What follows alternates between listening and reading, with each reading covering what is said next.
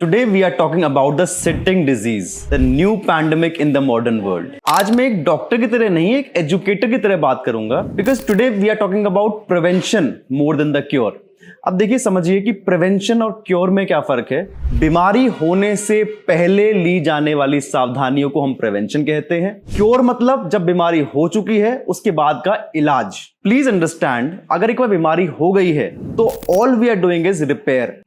एक रिपेयर्ड गाड़ी हमेशा रिपेयर्ड गाड़ी रहेगी, डेंटेड पेंटेड ही रहेगी। Again understand, prevention is the easiest, cheapest and the safest method of treatment. Sitting disease से कैसे बचें ये मैं वीडियो के एंड में बताऊंगा, इसीलिए इस वीडियो को एंड तक जरूर देखें। हेलो, मैं डॉक्टर ध्रुव शर्मा हूं। मैं एक स्पाइन एंड ऑर्थोपेडिक सर्जन हूं और मेरी स्पेशलाइजेशन स्पाइन सर्जरी में all India institute of medical sciences AIIMS नई दिल्ली से हुई है। सिटिंग डिजीज सिंपल डेफिनेशन में क्या होती है? वो सारी बीमारियां जो ज्यादा बैठने की वजह से होती हैं, जनरली 6 से 8 घंटे से ज्यादा जिसका बैठना डेली का रहता है, वो सिटिंग डिजीज के लिए ससेप्टेबल है। अब ये सिटिंग डिजीज आजकल हेल्थ हैजार्ड क्यों बन गया, पहले क्यों नहीं था? क्योंकि आजकल के जो प्रोफेशंस हैं वो इस तरह के हैं कि उसमें सिटिंग ज्यादा होती है। फॉर एग्जाम्पल, पहले के कंपैरिजन में आजकल आईटी प्रोफेशनल्स बहुत ज्यादा हो गए हैं, जिनको घंटे घंटे चेयर पे बैठना पड़ता है और काम करना पड़ता है। They are susceptible to sitting disease. और कौन? जैसे स्टूडेंट्स जिनको कोई एग्जाम्स के लिए, कॉम्पिटिटिव एग्जाम्स के लिए तैयार कर रहे हैं, they are susceptible. Gamers, drivers जो प्रोफेशनल ड्राइवर्स हैं, उसके अलावा बड़े बूढ़े लोग जो जनरली खड़े होकर या चलने में असमर्थ रहते हैं, ज्यादातर बैठे रहते हैं, they are also susceptible to sitting disease. US की बात करूं, यूएस की बात मैं इसलिए कर रहा हूं कि इंडिया में इस तरह की स्टडी अभी तक नहीं हुई है, होपफुली जल्दी हो जाएगी। I will keep you updated. US में हर साल 3 लाख मौतें सिटिंग डिजीज की वजह से होती हैं। यूएस में 35 की उम्र से ज्यादा अगर लोग कोई मर रहे हैं तो 20% लोग सिटिंग डिजीज की वजह से मर रहे हैं। So what happens if you sit for long hours at work? आपकी हार्ट डिजीज का जो है इंसिडेंस वो बढ़ जाता है, डायबिटीज होने के चांसेस बढ़ जाते हैं, varicose veins, weight gain, mental problems जैसे एंजाइटी, डिप्रेशन के चांसेस बढ़ जाते हैं, लाइफ स्पैन कम हो जाता है। Because I am an orthopaedician and spine surgeon, I will restrict my talk to only orthopaedics and spine. अगर आपका सिटिंग जॉब है तो आपको बैक पेन, पुअर पोस्चर, ये होने के चांसेस बढ़ जाते हैं। Muscle imbalances and muscle degeneration के चांसेस बहुत ज्यादा बढ़ जाते हैं। अब हम बात करते हैं ऐसा क्यों होता है। ये बातें मैं अपनी तरफ से नहीं बोल रहा हूं, विक्टोरिया स्टेट गवर्नमेंट मतलब ऑस्ट्रेलिया के जो है, it has compared sitting to smoking. मतलब हेल्थ हैजार्ड्स जो हैं सिटिंग के are equivalent to smoking. John Hopkins, एक रिनोन्ड यूनिवर्सिटी यूएसए की, इट सेज कि सिटिंग और सेडेंटरी लाइफ आपकी हेल्थ को कैसे खराब करती है। इंडिया की बात करूं तो इंडिया टुडे में 2025 का, इसी साल का एक आर्टिकल है that says get up and take a walk. चला फिरा करो, sedentary lifestyle can damage your body. मैं भी ये वीडियो बैठ के बना रहा हूं, लेकिन आई मेड श्योर कि मैं 30 मिनट से ज्यादा ना बैठूं, ऑन अ लाइटर नोट ना। अब प्रोलॉन्ग्ड सिटिंग जो है वो बॉडी के पोस्चर को और बैक पेन को कैसे अफेक्ट करती है। देखिए, what is posture? Posture is the way the body holds itself when you are sitting, standing and moving. मतलब जब भी हम किसी पर्टिकुलर पोस्चर में हैं जो स्टैंडिंग से अलग है, या खड़े होने पे या बैठने पे, muscles are continuously acting, muscles continuously काम करे जा रही हैं, otherwise you will fall down. अगर मैं बैठा हूं और मेरी पीछे की मसल्स काम नहीं करेंगी तो I will tend to slouch down, मतलब आगे की तरफ मैं झुक जाऊंगा। तो जब मैं बैठा हूं तो क्या बायोमैकेनिक्स हो रहा है? जब मैं बैठा हूं तो हमारी जो पीछे की कमर की एक्सटेंसर मसल्स हैं वो कंटिन्यूअसली काम कर रही हैं, ताकि मैं ऐसे बैठा रहूं, इस तरह स्लाउच ना कर जाऊं। राइट? कंटिन्यूअसली काम कर रही हैं, वो फैटी हो जाती हैं, थक जाती हैं, एक लिमिट तक वो करती हैं, उसके बाद वो उनकी लेंथ बढ़ जाती है, दे गिव वे। जब व्हेन दे की गिव अप की अब नहीं हो पाएगा तो सारा जो इफेक्ट है, जो सारा प्रेशर है, वो आपके रीढ़ की हड्डियों में आने लग जाता है। इसी पोजीशन के अंदर जो हमारी हिप फ्लेक्सर मसल्स है, यहाँ की मसल्स हैं, उनकी लेंथ जो है छोटी हो गई है, दे गेट शॉर्टेंड, वो कॉन्ट्रैक्ट हो जाती हैं। इसी पोजीशन में जो हमारी बटक्स की मसल्स हैं, gluteal muscles, they are inactive, उनका कोई फंक्शन नहीं है, वो बिल्कुल इनएक्टिव ऐसे की तैसे पड़ी हुई हैं। जो आगे पेट की मसल्स हैं, they are also not functioning, और वो भी बहुत वीक हो जाती हैं। तो जब ये मसल्स जो काम कर रही हैं, कुछ मसल्स जो है वो काम कर रही हैं, वो थक जाती हैं, जो कुछ मसल्स है वो इनएक्टिव हो गई हैं, तो सारा जो ब्रंट है, जो भी सारा वजन जो हमारे शरीर का झेलना पड़ रहा है, वो स्पाइन को झेलना पड़ता है। इससे क्या होता है?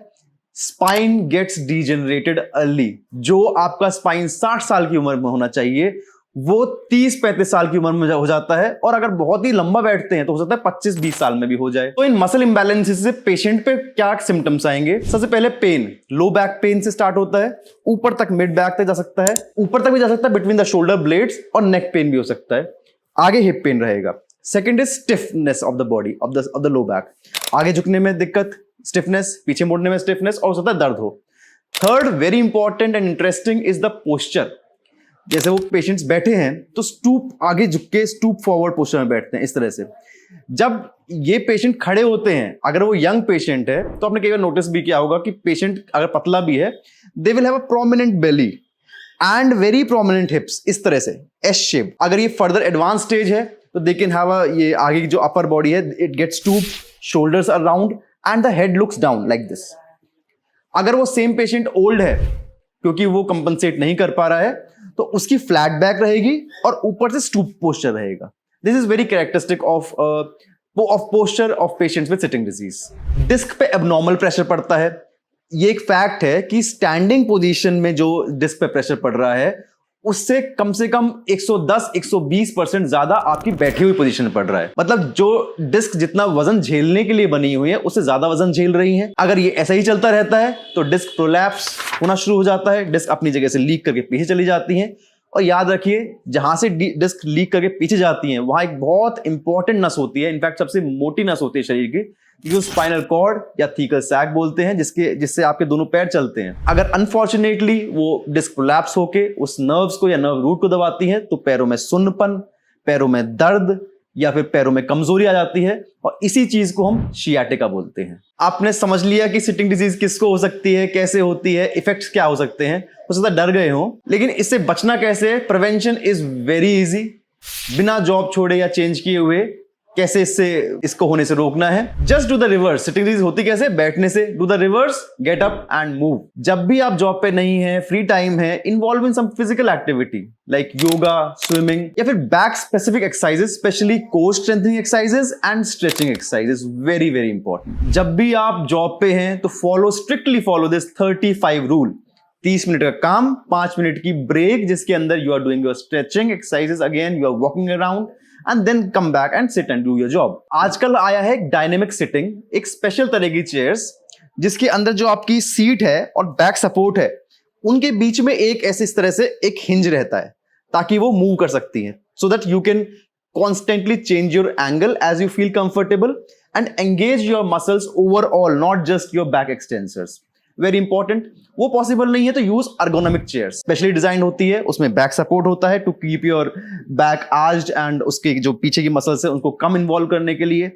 इस तरह से उसमें साइड हैंड रेस्ट रहते हैं। Sit with your hip at 90 degree, knee at 90 degree, and foot जो proper supported on the floor, that is ergonomic sitting. Next, आजकल एक बहुत अच्छा कॉन्सेप्ट आया है of standing and walking meetings. जब मीटिंग होती है, क्योंकि मीटिंग्स के अंदर जनरली आधे घंटे, 1 घंटे, 1.5 घंटे बैठना पड़ता है, ऑर्गेनाइज स्टैंडिंग मीटिंग, खड़े होकर मीटिंग कीजिए, वॉकिंग मीटिंग कीजिए। बहुत ही अच्छा मॉडिफिकेशन आया है डेस्क का, जिसको कहते हैं सिटिंग स्टैंडिंग डेस्क। वो इस तरह से एडजस्टेबल होते हैं, कुछ देर के लिए बैठ के काम कर सकते हैं, उसी डेस्क को ऊपर उठा के खड़े होकर भी उस पर काम कर सकते हैं। Last but not the least, लंबा बैठना है तो set reminders in your phone, हर 30 मिनट्स में जो बच सकते हैं। अगर आप भूल जाते हैं तो इसको भी कर सकते हैं। देखो, एंड में मैं ये कहूंगा कि this is a lifestyle problem, it is not a disease, लेकिन वेरी डेंजरस लाइफस्टाइल प्रॉब्लम। और इसका सोल्यूशन बड़ा सिंपल है, just get up and walk. अगर आपको हमारा कंटेंट अच्छा लगता है तो हमारे चैनल को सब्सक्राइब करें, लाइक करें, शेयर करें इस वीडियो को जो इसको सुनना चाहते हैं, जिसको इससे हेल्प मिल सकती है। अगर आपको कोई सवाल है तो नीचे कमेंट में हमसे पूछ सकते हैं। Thank you so much.